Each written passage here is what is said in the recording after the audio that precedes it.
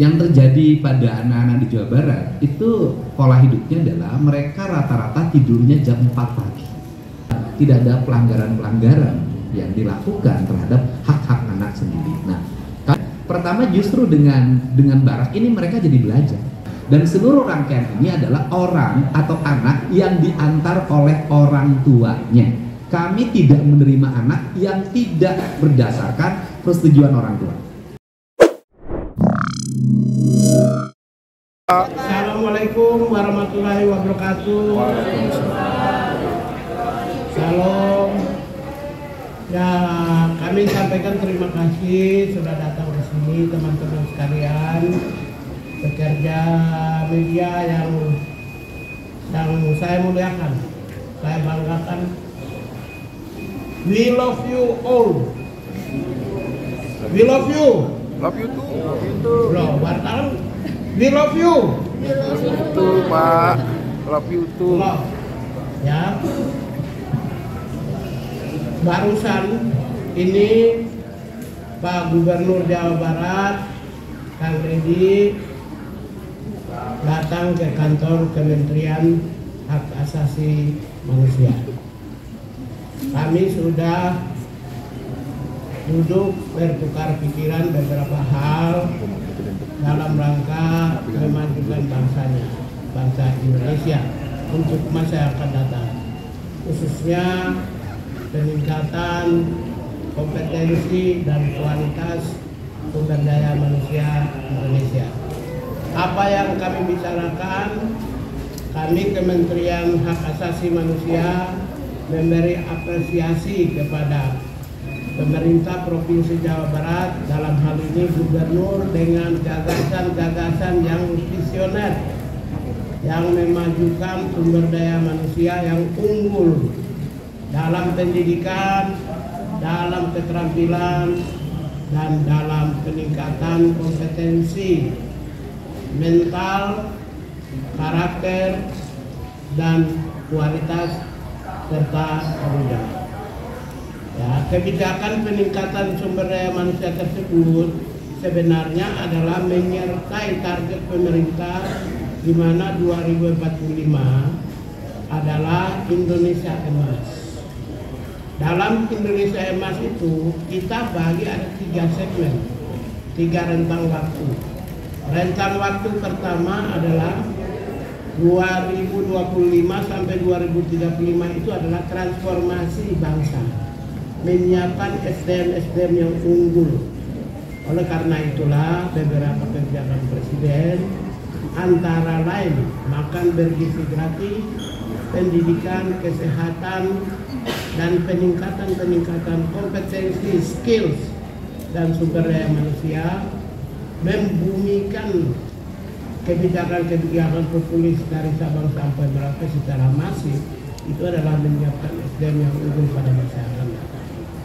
Salah satu kebijakan yang diambil dalam rangka itu secara teknis, satu program unggulan itu adalah yang seirama, senasib dengan cita Presiden Prabowo adalah pendidikan bagi mereka yang ada di Jawa Barat yang digagas oleh Pak Gubernur Jawa Barat. Oleh karena itulah kami menyambut positif dan kami dapat banyak informasi tentang apa yang dilakukan dan apa yang akan dilakukan ke depan. Secara teknis dan eksplisit akan disampaikan oleh Pak Gubernur Jawa Barat. Silakan Pak. Baik, terima kasih Pak Menteri. Assalamualaikum warahmatullahi wabarakatuh. Sampurasun. Kami menyampaikan bahwa ada problematika dalam spirit kebangsaan kita, yaitu membangun narasi agar anak-anak muda Indonesia, khususnya anak-anak di Provinsi Jawa Barat yang sedang menekuni jenjang pendidikan SMP dan SMA serta sederajat atau sanawiyah dan madrasah aliyah, yaitu pola pendidikan karakter melalui peningkatan kualitas disiplin hidup dan perubahan pola hidup. Nah, perubahan pola hidup itu apa sih yang terjadi? Yang terjadi pada anak-anak di Jawa Barat itu pola hidupnya adalah mereka rata-rata tidurnya jam 4 pagi. Karena waktunya dihabiskan untuk main game online. Kemudian berdampak pada mereka tidak bersekolah.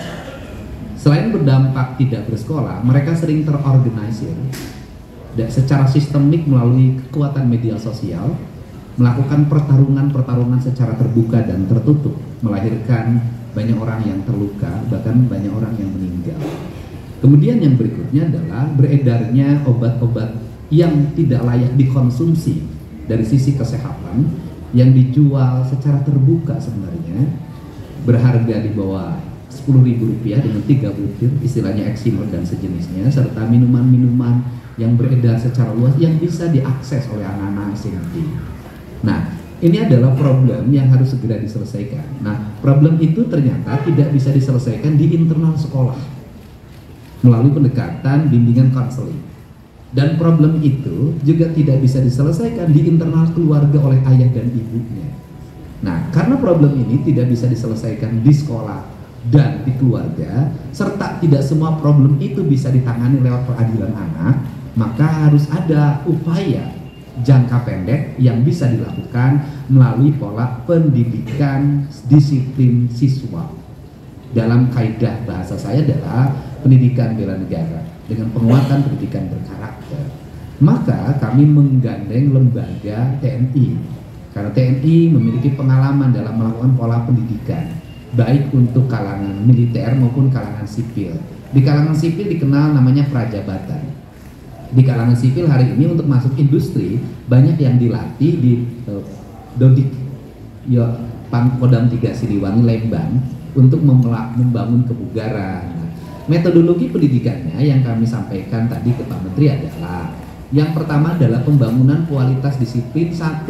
Melepas HP, 2. Melepas tradisi bermotor, 3. Melepas minuman keras, 4. Melepas obat-obatan terlarang, kelima melepas konsumsi zat adaptif lainnya yang merusak saraf dan pikirannya, dengan membangun pola tidur maksimal jam 10 malam.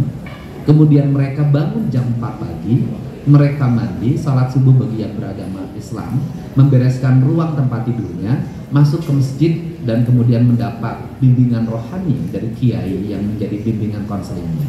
Setelah itu mereka sarapan pagi, setelah sarapan pagi mereka berolahraga, setelah mereka berolahraga mereka langsung mengikuti ruang kelas pembelajaran sebagaimana dia didapatkan di sekolah. Kami mendatangkan guru dari berbagai tempat, dan kemudian setelah itu mereka salat duhur, kemudian istirahat. Setelah istirahat mereka mengikuti program minat dan bakat melalui pendekatan olahraga, dan kemudian maghrib dia masuk masjid lagi, belajar ngaji lagi, kemudian sampai isya, dan kemudian nanti mereka makan malam dan kembali ke tempat mereka tidur untuk tidur malam.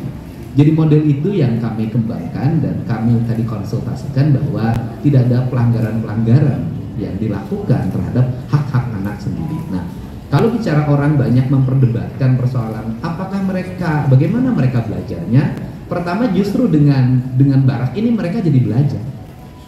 Mereka jadi ada gurunya. Kenapa? Karena selama ini mereka bolos. Mereka tidak pernah belajar, bangunnya rata-rata jam 10 siang.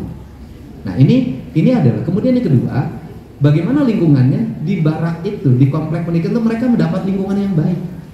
Karena selama ini mereka di lingkungan rumahnya tidak mendapat lingkungan yang baik, di lingkungan sekolahnya tidak mendapat lingkungan yang baik, mereka menjadi anak jalanan. Nah, inilah barangkali langkah yang dilakukan oleh kami, pemerintah Provinsi Jawa Barat dan pemerintah kabupaten kota di seluruh Jawa Barat sebagai bagian upaya kami untuk menyongsong generasi Indonesia Emas tahun 2040. Barangkali itu saja. Terima kasih. Kementerian apakah sudah berdiskusi atau melakukan komunikasi dengan Mendikbud Pak Muti? Itu belum, Pak? Ya, setelah ini kami akan juga menyampaikan. Dan begini deh, kalau sekarang itu kami mengajak pada semuanya untuk melihat,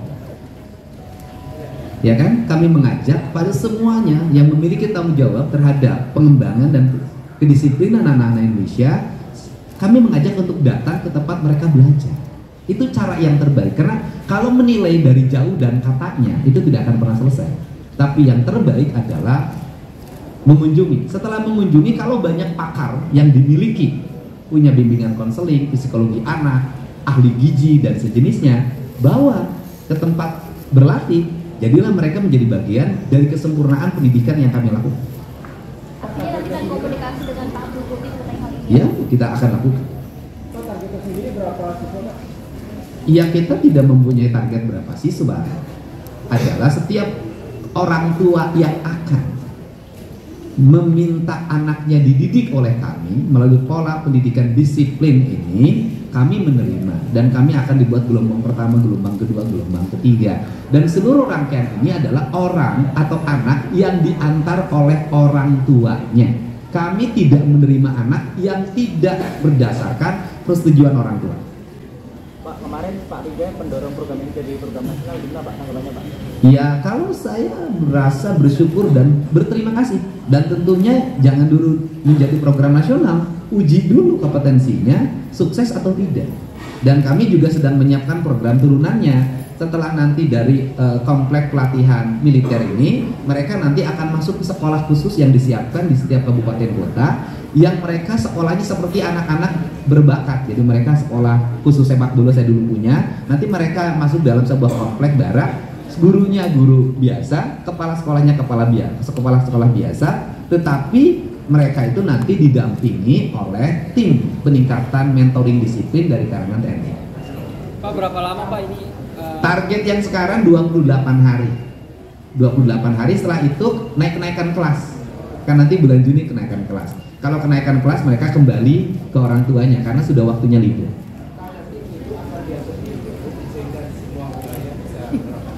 Oh, sudah ada surat edaran yang disampaikan ke bupati wali kota di seluruh Jawa Barat. Sudah edaran gubernur, sudah ada. Konsekuensinya dari Pembiayaan. Gimana?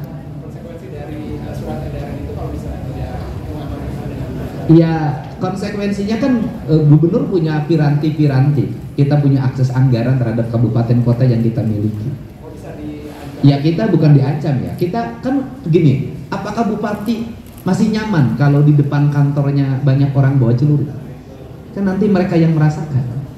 Gitu loh. Apakah bupati tidaknya masih nyaman kalau setiap minggu ada yang masuk rumah sakit yang harus dibiayai karena ditusuk, karena dilempar pakai batu? Setelah ini akan kuatkan dengan Perpu. Ya. Tidak ada kebijakan vasektomi. Tidak ada. Tidak ada. Tidak ada. Tidak ada kebijakan itu, bisa dilihat di media sosial saya. Media sosial saya adalah pada penerima bantuan yang anaknya banyak diharapkan berkeluarga berencana. Dan berkeluarga berencana itu kalau bisa walaupun laki-laki, dan tidak vasektomi saja kan ada yang lain, ada pengaman,